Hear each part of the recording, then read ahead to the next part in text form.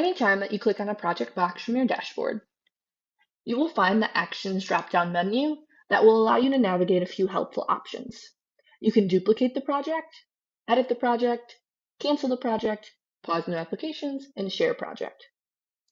Starting with Share Project, this option allows you to use the URL you are directed to and share the direct project link. Note that anyone you send this link to will be directed to sign into Parker Dewey before they can view the project. This view is what a career launcher sees when they are viewing your project, and they would use the Apply to this project button to apply. You can use the Pause New Applications button if you notice you have the amount of applicants you have time to choose from. This option allows you to view only the applicants that have applied and does not allow any additional applicants to apply.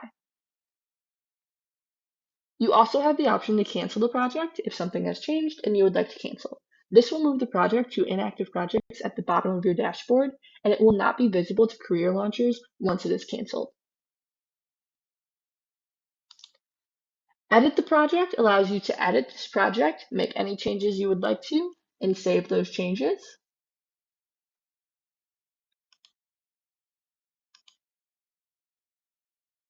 And lastly, duplicate your project allows you to duplicate this exact project.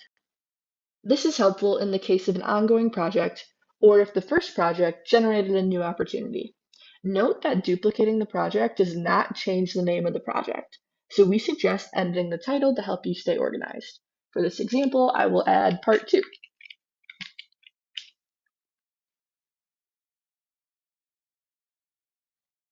Once you scroll down and save, you can navigate back to your dashboard and notice that your duplicated project is in a draft.